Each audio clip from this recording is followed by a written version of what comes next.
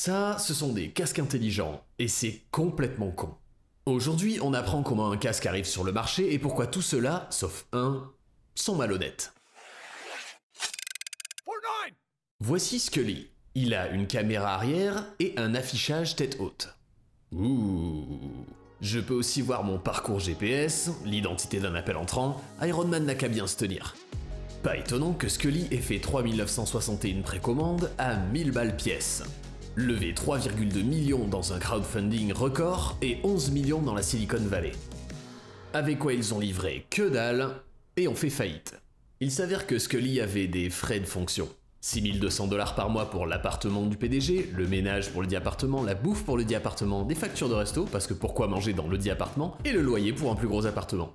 C'est signé Bella with Love, l'assistante mécontente du PDG qui a déposé une plainte détaillant quelques frais de transport. 4 motos, une Dodge Viper, une deuxième Dodge Viper après avoir crashé la première, puis la location de la Lamborghini parce que nique les Dodge Viper. This is the world's smartest motorcycle helmet and it's made right here in San Francisco. The conference table's made of engine blocks, add a nice touch. And you can't miss the beer garden for Friday happy hour. This company's lean and mean despite raising nearly $14 million from major investors. Faisons une définition plus professionnelle de agressif. Parce que je ne pense pas que Scully se soit planté en vendant un casque. Je pense que Scully a vendu un casque qui était destiné à se planter. Prenez le Neotech 2 de Shoei. Il ne fait rien d'intelligent, mais il brille comme du sang, il cligne comme une paupière, le rembrage tient votre tête comme une amante et chuchote le bruit du vent dans votre oreille. Un standard haut de gamme que Shoei a mis 60 ans à fignoler. Ils ont raccourci le processus de fabrication à 5 minutes, ils ont adapté leur chaîne d'approvisionnement et leurs canaux de distribution pour traiter 676 000 articles par an à travers le monde. Et Shoei facture toujours plus de 600 € pour transformer ça en une bonne affaire. Maintenant, repensez à Scully. Ils ont vendu 4000 casques censés être plus intelligents et livrables l'année prochaine. Sans historique de design, sans connexion d'approvisionnement, sans expérience de fabrication. Je leur ferai davantage confiance pour trouver les pierres d'infinité, claquer des doigts pour le créer, mais même dans ce cas, on parle de 4 containers de 63 mètres cubes remplis de réceptions, d'emballages, d'expéditions et de suivi. Pendant ce temps, il était prévu de lever 50 millions de dollars, alors que le marché mondial des casques super premium n'est que de 1,9 milliard.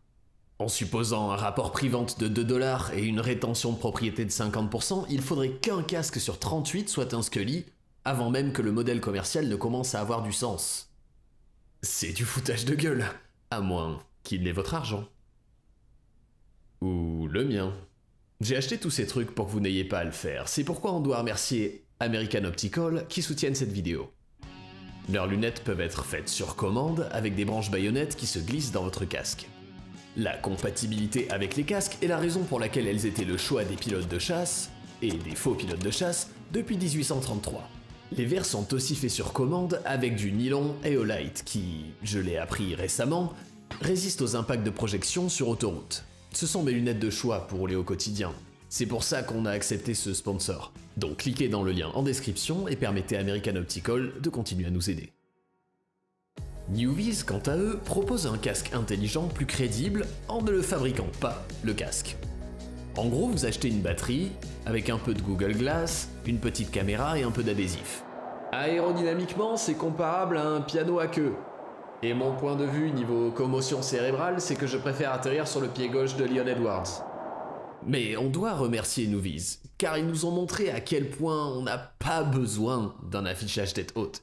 Imaginez tenir 240 grammes de lithium entre vos dents pour alimenter une grosse ampoule pendant pas plus de 3 heures. Tout ça pour y voir absolument que dalle parce que y a le soleil. Quand vous roulerez sous la pluie, dans les moments où vous devriez faire attention, vous regarderez à travers un mini écran de distraction. Il y a une raison pour laquelle les casques de combat projettent sur la visière elle-même et sont branchés à un super ordinateur, et ont coûté 400 000 $ au gouvernement américain. Donc l'idée qu'une start-up construise un affichage tête haute pour une poignée de Cheetos, c'est débile. Surtout quand on a des tableaux de bord qui affichent déjà la navigation, le téléphone, la musique, et j'ai même pas besoin d'accrocher la batterie de la moto sur ma tête. Oh, est-ce qu'il y a un avenir pour les casques intelligents? Oui.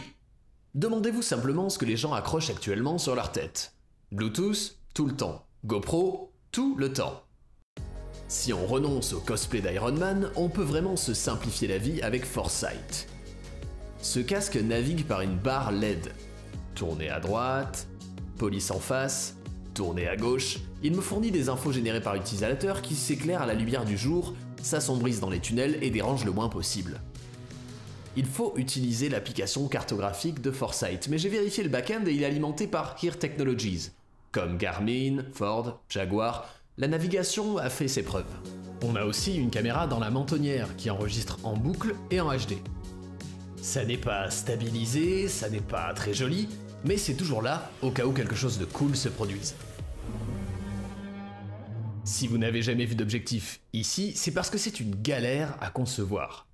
Foresight a commencé par courtiser un fabricant vietnamien bien connu, Kabuto, Bell, Fox. Oh, désolé.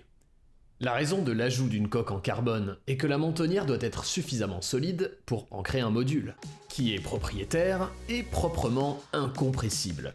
Foresight a donc dû concevoir un ressort à lame pour compenser le manque de flexion. Ça fonctionne, la Commission européenne a testé le ressort avec une meilleure atténuation de 100 G que 100. Mais Foresight a cassé beaucoup d'œufs pour en arriver là. Ah merde, ça signifie que j'ai besoin d'une batterie en céramique qui ne m'explosera pas à la gueule, et il vaut mieux qu'elle soit mince. Du coup, je dois ajouter un port de charge supplémentaire. Quel processus lent et pas crowdfundable. Mais le résultat est discrètement utile. Foresight a tranquillement permis la première séquence POV en course, puisque les règles professionnelles interdisent les caméras montées à l'extérieur. Pour une bonne raison. N'importe quel couillon peut coller une crête en plastique à l'arrière, mais c'est pas sécurisé, et ça me filme le cul. Quel genre de pervers voudrait voir ça, ici, toute la journée, quand vous avez deux rétros parfaitement brillants? Et c'est pour ça que les casques intelligents sont stupides. En essayant d'être audacieux et nouveaux, ils finissent par être des pseudo-solutions foireuses à la recherche d'un problème. Le casque le plus intelligent n'essaye pas d'être aussi intelligent. La caméra, c'est Sony. Le son Bluetooth, c'est Qualcomm. La puce, c'est Ambarella. Les haut-parleurs, c'est Harman. Et la conversation casque à casque peut se faire entièrement via Discord. Et parce que Foresight n'a pas réinventé la roue, ils ont sorti 2000 MK1 sans faire faillite. Même si tout finit par foirer, il me restera un chapeau en carbone de 1490 grammes qui est au bel endroit pour mettre ma tête et qui représente la moitié des 1000 $ que j'ai payés. C'est comme ça qu'on met un casque intelligent sur le marché. Et c'est pourquoi tant d'entre eux ont échoué. Maintenant on est des acheteurs malins. Vendeurs, méfiez-vous.